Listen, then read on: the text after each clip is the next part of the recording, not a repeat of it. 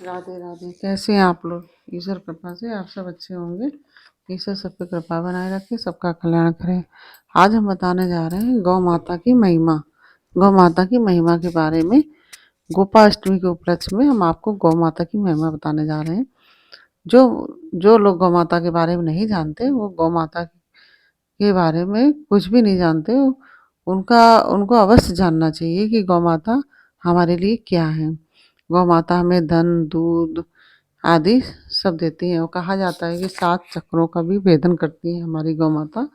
और दूध जो गौ माता का होता है वह तुरंत शक्ति बढ़ाने वाला होता है। जो लोग गौ का दूध पीते हैं और उन उनके शरीर में एक अलग ही प्रकार की शक्ति होती है, बहुत बलवान होते हैं।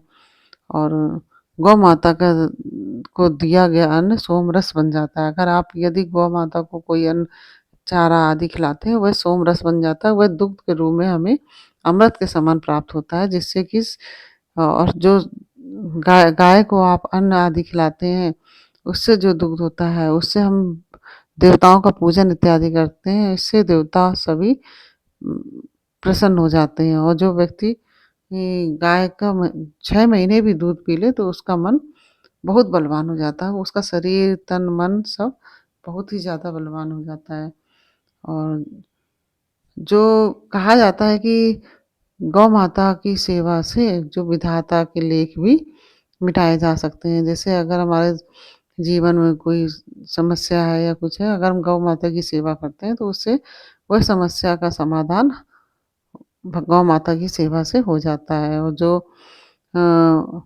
ऐसा माना जाता है कि गौ माता, कहा जाता है कि कहा क्या जाता है कि आप ये सब समझिए कि सच में ही भगवान कृष्ण, श्री कृष्ण ने गौ माता के लिए ही पृथ्वी पर प्रकट हुए थे।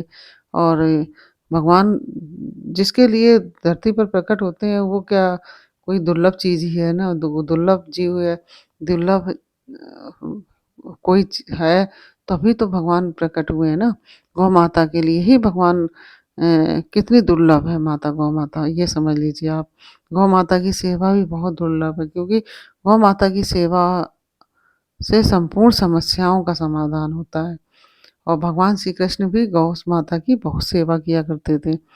और ऐसा कहा जाता है कि 33 करोड़ देवी देवता गौ माता में निवास करते हैं। और कहा जाता है कि घर के अगर बाहर आप निकले हैं तो गौ निकल रही है, तो उसके दाहिनी तरफ होके निकलना चाहिए। और गाय के ऊपर थूके नहीं, कभी मारे नहीं। जैसे बहुत से लोग होते हैं डंडे से मारने लगते हैं गाय को, तो वह भी नहीं करना चाहिए। और थूकना भी नहीं कभी चाहिए। और गाय को कभी लात वगैरह भी नहीं मारनी चाहिए। और उसकी गाय की जो पूँछ होती है, उससे मस्तिष्क के सारे जो कष्ट हैं वो दूर हो जाते हैं, सारे दर्द दूर हो जाते हैं। जैसे कि माइग्रेन जैसे रोग भी गौ माता की पूँछ के द्वारा ठीक हो जाते हैं। उसको गौ माता की पूँछ अगर आप सर के ऊपर से वो लगाएँगी तो उससे कहते हैं कि माइग्रेन जैसे दर्द जो होते हैं वो सब दूर हो जाते हैं, और इंसान निरोगी हो जाता है। और पंचगव्य से जो होता है गौ के दूध, गाय के गोबर के रस और गाय का दूध, गाय का घी, गाय का दही और गाय का मूत्र, ये पांचों चीजों को मिला के पंचगव्य बनाया जाता है। इससे समस्त पापों का नाश हो जाता है और समस्त रोगों का भी नाश हो जाता है। कहा जाता है कि पंचगव्य लेने से कैंसर जैसे रोग जो होते हैं वह ठीक हो जाते हैं, ऐसा कहा जाता है। और गाय की नित्य परिक्रमा आरती इत्यादि करें तो और भी अच्छा होता है। नहीं तो गोपाष्टमी के दिन तो गाय का पूजन और परिक्रमा जरूर करनी चाहिए। और गाय के पूजन करके 7 परिक्रमा करनी चाहिए। गाय की 7 परिक्रमा करने से पृथ्वी की 7 परिक्रमा करने का फल प्राप्त होता है। जैसे कि आप ये समझ लीजिए कि जैसे भगवान गणेश ने माता की माता पार्वती भगवान शिव की परिक्रमा की थी, तो उनको पृथ्वी पर परिक्रमा करने का फल प्राप्त होता है। ऐसी अगर आप गौ माता की परिक्रमा करेंगे तो आपको पृथ्वी पर 7 परिक्रमा करने का फल मिलता है और संपूर्ण तीर्थों का फल तुरंत ही मिल जाता है। और जैसे कहा जाता है कि अगर आपने गौ की परिक्रमा करी तो उससे तुरंत जो कुंभ में नहाने का, स्नान करने का फल प्राप्त होता है, वही गौ माता की परिक्रमा करने का फल प्राप्त होता है। और कुछ अंश अपने, जो अपनी कमाई का कुछ अंश है, वो गौ माता की सेवा में अवश्य लगाइए। क्योंकि अगर आप भगवान कृष्ण के दर्शन करना चाहते हैं, भगवान भगवान को प्राप्त करना चाहते हैं, तो आप गौ माता की सेवा अवश्य कीजिए, गौओं के बीच में रहिए।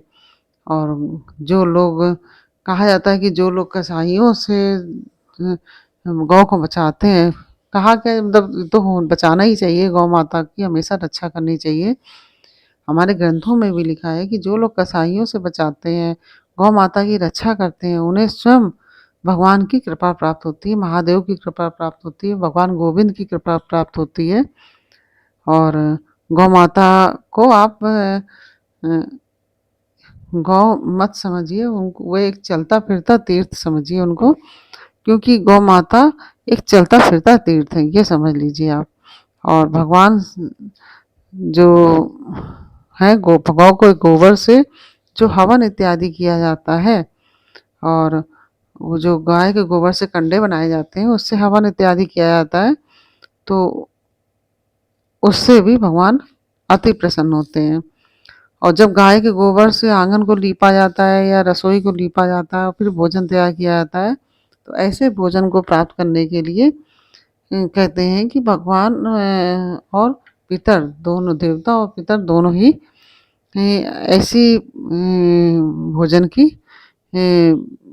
भोजन के बारे में तरसते रहते हैं। जैसे जहाँ पे गाय के गोबर से लीपा गया हो, वहाँ भोजन बनाओ, और गाय को चारा, हरा चारा, गुड़ आदि खिलाएं, और गाय की सेवा अवश्य करें। गाय की सेवा से समस्त रोग, समस्त जो हमारे ग्रह हैं, ठीक हो जाते हैं। और जहाँ पर वेद की, ऐसा हमारे ग्रंथों में लिखा है कि जहाँ पर वेद की ध्वनि आदि नहीं होती है, यानी कि जहाँ पूजा आरती, नित्य पूजा आरती जो आदि की जाती है, घंटी बजाई जाती है, धूप दीप दिखाया जाता है भगवान को, और भगवान को भोग आदि लगाया जाता है, यह सब नहीं होता है। और जहाँ गाय को रोटी नहीं निकाली जाती है, वहाँ पे वंश वृद्धि रुक जाती है, ऐसा हमारे ग्रंथों में लिखा है। इसलिए हमें गाय के लिए, जो हमारी रसोई में रोटी बने, उसमें से पहली रोटी हमें गाय के लिए अवश्य निकालनी चाहिए। और गाय के लिए ज़रूर ही निकालें, इससे बहुत ही शुभ होता है। हमारे सब ग्रह ठीक हो जाते हैं, जो हमारे ग्रहों में दोष होता है, वह दोष मिट जाता है। इस प्रकार से ये आप गाय के लिए अवश्य करें। और गाय की सेवा संपूर्ण समस्याओं का समाधान करती है। आपको हम अभी पहले भी बता चुके हैं कि गाय की जो सेवा है, वो संपूर्ण समस्याओं का नाश करती है। और गाय का दूध है जो, वो तो बहुत ही बलवर्धक होता है। जैसे गाय, आपने देखा होगा कि गाय के जो बछड़ा होता है, जैसे ही पैदा होता है, वैसे ही देखिए आप गाय के थन में मुँह लगाते ही कितनी ज़ोर उछल-उछल के चलने लगता है। जबकि भैंस का और किसी भी जीव का बच्चा ऐसा नहीं होता है।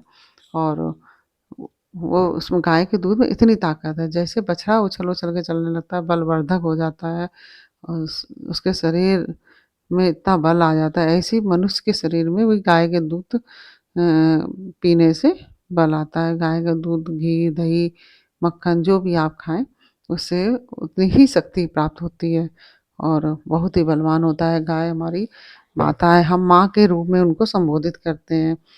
गाय बहुत ही हमारे लिए लाभदायक होती है, बहुत ही ज़्यादा हम लोगों के लिए शुभ है।